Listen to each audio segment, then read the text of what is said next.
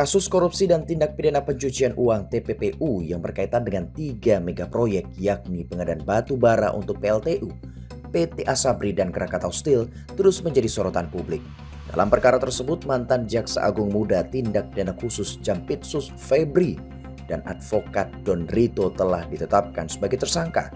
Namun di tengah proses hukum yang masih berjalan, perhatian publik tertuju pada pengacara Hotman Paris Hutapea yang kini resmi menjadi kuasa hukum Febri.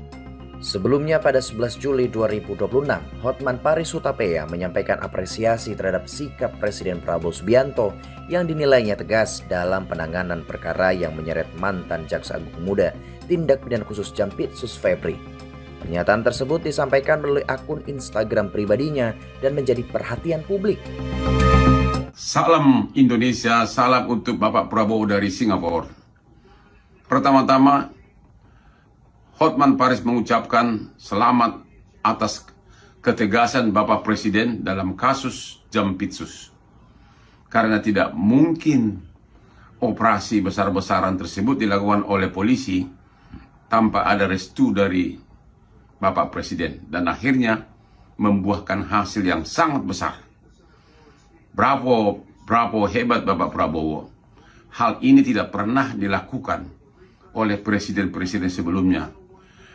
Justru Bapak Prabowo lah yang membuka mata kita betapa parahnya keadaan negara kita, kerugian negara, dan kerugian ratusan BUMN dan BUMD. Bapak Prabowo lah yang berhasil membongkarnya.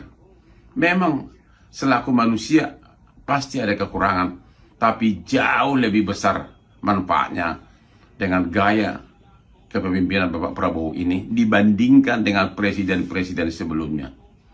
Sekali lagi, tanpa restu dari Bapak Presiden Prabowo, gak mungkin kepolisian melakukan penggebrekan atas harta dari Jampitsus di sampai ada 11 sampai 12 tempat. Ya. Itu perlu ketegasan dan ternyata berhasil. Sekali lagi, Bapak Prabowo, panjang umur, mudah-mudahan negara ini makin makmur Bapak pimpin. Salam dari mantan pengacaramu, Hotman Paris. Lalu pada 17 Juli 2026, Hotman Paris Hutapea mengungkapkan alasan dirinya bersedia menjadi kuasa hukum mantan Jaksa Agung Muda Tindak Pidana Khusus Jampitsus Febri yang kini berstatus sebagai tersangka dalam kasus korupsi dan tindak pidana pencucian uang TPPU terkait sejumlah megaproyek. Menurut Hotman, keputusannya didasarkan pada rekam jejak Febri selama menjabat sebagai Jampitsus dalam menangani sejumlah perkara besar. Ia juga menyinggung pengalamannya yang pernah menjadi kuasa hukum Presiden Prabowo Subianto sebagai bagian dari penjelasan atas keputusannya tersebut.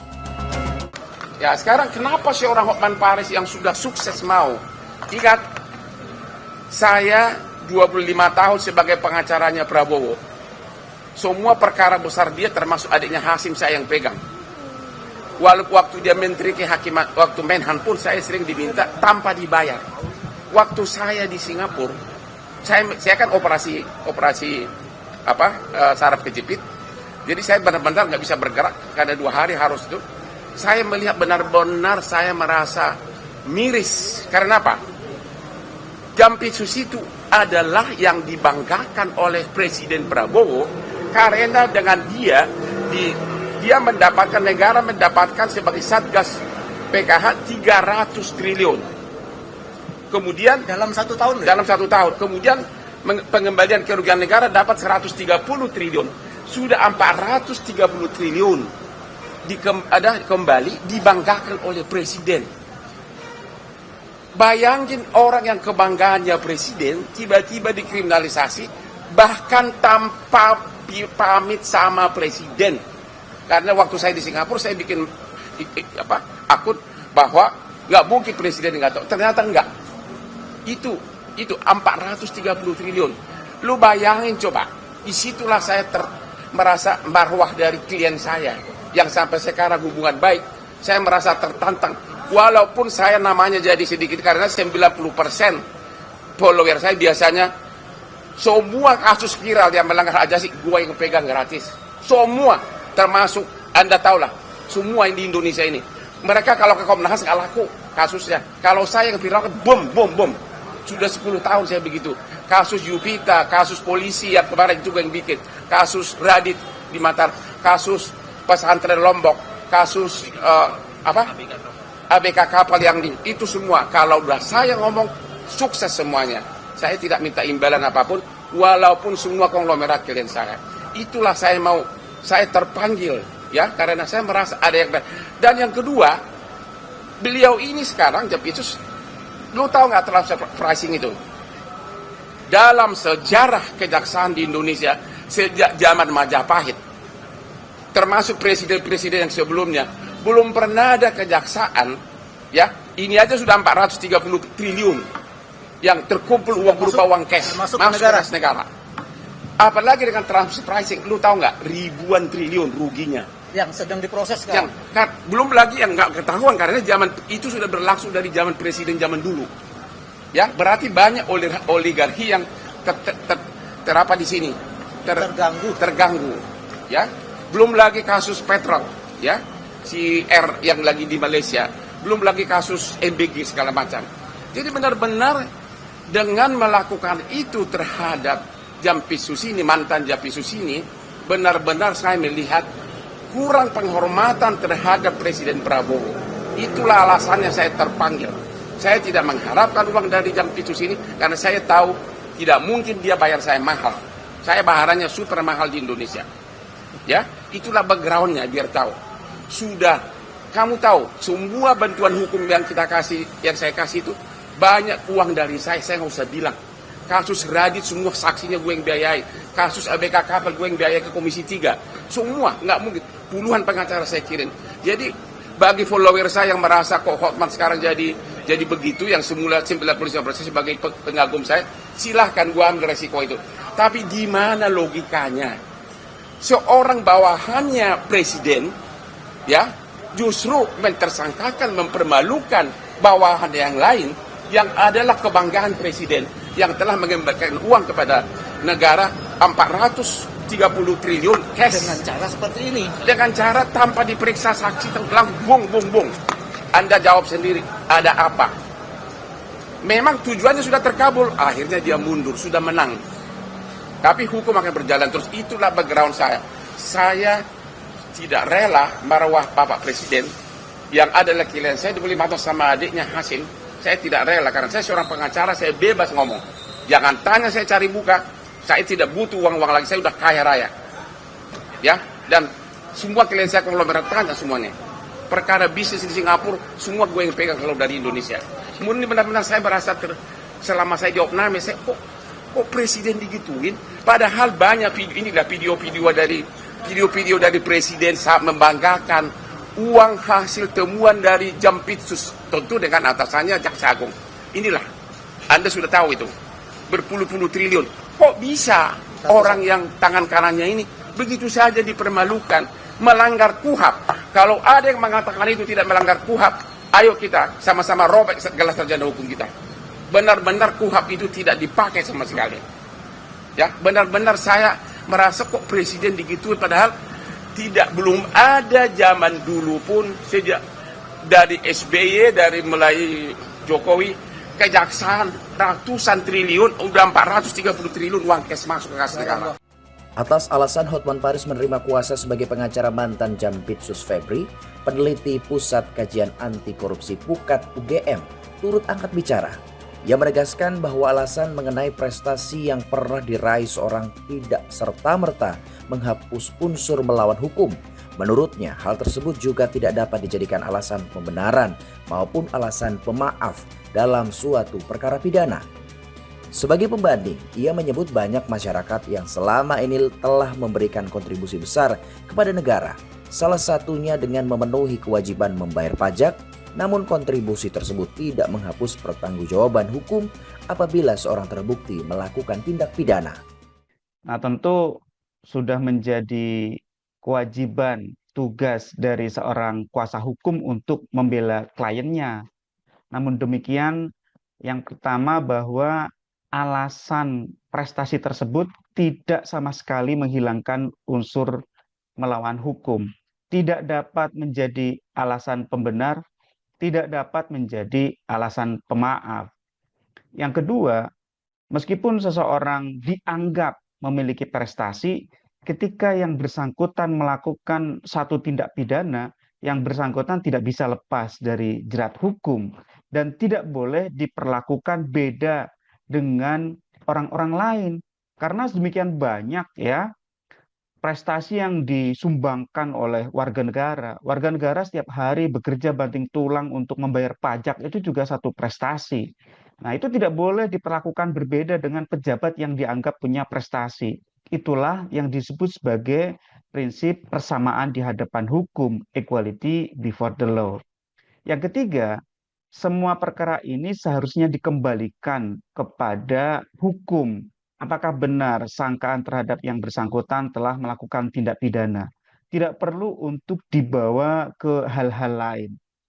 Bahkan jika memang benar ada bentuk-bentuk serangan terhadap FA, kembali lagi, FA ini memang punya celah atau tidak untuk diserang secara hukum.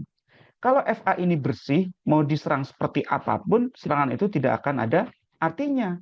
Namun kalau FA ini pernah melakukan perbuatan-perbuatan yang melanggar hukum, apalagi sampai diduga melakukan berbagai tindak pidana korupsi dalam penanganan tindak pidana korupsi, ya FA tidak bisa mengelak dari pertanggungjawaban hukum yang harus dipikulnya. Jadi setiap orang itu sama di hadapan hukum. Setiap orang tidak bisa beralasan bahwa dia orang yang paling berprestasi sehingga dia kebal secara hukum. Tidak boleh kemudian ada alasan-alasan pembenar, alasan-alasan pemaaf selain yang telah ditentukan di dalam undang-undang, yaitu di dalam Kitab Undang-Undang Hukum Pidana. Nah, yang terakhir, justru karena FA ini adalah seorang aparat penegak hukum, maka sudah seharusnya FA ini mengetahui, paham hukum, sadar hukum. Ketika melakukan pelanggaran hukum, bukan kemudian ada sikap permisif kepada FA. Justru publik maupun sistem hukum harus sangat keras. Harusnya karena yang bersangkutan berstatus sebagai aparat penegak hukum, itu menjadi alasan pemberat. Ya, ketika orang yang tahu hukum melakukan pelanggaran hukum, artinya penuh dengan kesadaran, penuh dengan pengetahuan, dengan pemahaman akan resiko yang harus dihadapinya. Jadi seharusnya itu menjadi alasan pemberat yang dapat digunakan oleh majelis hakim nantinya di dalam menjatuhkan pidana kepada FA. Nah, yang terakhirnya lagi, ada keterangan kuasa hukum ini sebelum dia menjadi kuasa hukum ya, ada di satu video sosmed dia mengatakan bahwa wah ini presiden luar biasa bisa menegakkan aturan, ini aturannya harus ditegakkan dengan jelas, dengan adil. Artinya ada perbedaan pendapat ketika yang bersangkutan belum sebagai kuasa hukum dan yang bersangkutan setelah sebagai kuasa hukum. Ya itu artinya memang sudah menjadi tugas dari kuasa hukum sebagai pembela hukum untuk membela apapun kepentingan dari kliennya. Koordinator Masyarakat Anti Korupsi Indonesia, MAKI, Boyamin Saiman turut menanggapi anggapan bahwa penetapan tersangka atau penangkapan mantan Jampitsus harus mendapat izin presiden. Menurutnya, penetapan tersangka tidak memerlukan izin presiden. Ia menjelaskan ketentuan mengenai izin tertulis sebelumnya hanya berlaku untuk pemanggilan dan pemeriksaan jaksa. Boyamin menambahkan ketentuan tersebut telah dihapus melalui putusan Mahkamah Konstitusi nomor 15 tahun 2025. Ia menegaskan bahwa persyaratan izin tidak lagi berlaku untuk tindak pidana terhadap keamanan negara maupun tindak pidana khusus. Karena korupsi merupakan tindak pidana khusus, proses penegakan hukum dalam perkara tersebut tidak memerlukan izin sebagaimana yang dipersoalkan. Soal lawyernya kemudian mengatakan itu milik mertua, milik yayasan, ya itu bagian dari pembelaan mereka, ya silahkan aja gitu. Nah, tapi prinsipnya penetapan tersangka itu sudah sah. Kedua, penetapan tersangka tidak izin presiden. Memang tidak perlu izin presiden penetapan tersangka itu. Dulu jaksa itu kalau pemanggilan pemeriksaan itu harus izin Jaksa Agung tertulis. Tapi berdasarkan putusan Mahkamah Konstitusi nomor 15 tahun 2025 itu sudah dihapus. Tidak berlaku untuk pidana kejahatan terhadap negara, tidak berlaku juga terhadap kejahatan dengan pidana mati dan juga kejahatan pidana khusus. Nah, korupsi itu kan pidana khusus, jadi tidak perlu izin presiden. Kalau Hotman mengatakan penetapan tersangka itu tidak izin presiden, ya itu berarti pakai kuhap yang lain kali. Kuhapnya Bang Hotman kali gitu kan. Kalau kuhap lama maupun kuhap baru, KUHP lama, KUHP baru, semua orang kedudukannya sama di depan hukum. Maka penetapan tersangka itu tidak perlu izin presiden. Justru kalau ini berarti menunjukkan Bang Hotman itu tidak paham hukum kalau bahwa penetapan tersangka itu harus izin presiden. Bahwa Febri itu dianggap kesayangan atau apa ya terserahlah gitu. Tapi menurut saya ya sapu kotor ya harus dibuang gitu aja. Kalau kemudian ada proses-proses bahwa dia mampu mengembalikan uang sekian triliun dan segala macam, ya itu tugasnya dia gitu. Tapi kalau diduga dia melakukan korupsi harus diproses hukum gitu loh. Jadi tidak ada hal yang signifikan dalam pembelaan-pembelaan Bang Hotman itu nggak ada. Dan kriminalisasi itu nggak ada kriminalisasi gitu. Karena apapun ada barang bukti, uang hampir setengah triliun dan emas 74 kg. Itu yang sangat sulit untuk dinarasikan bahwa apa yang dilakukan oleh Pak Febri itu benar secara logika aja sudah susah gitu. Kenapa disimpan di situ dan lain sebagainya.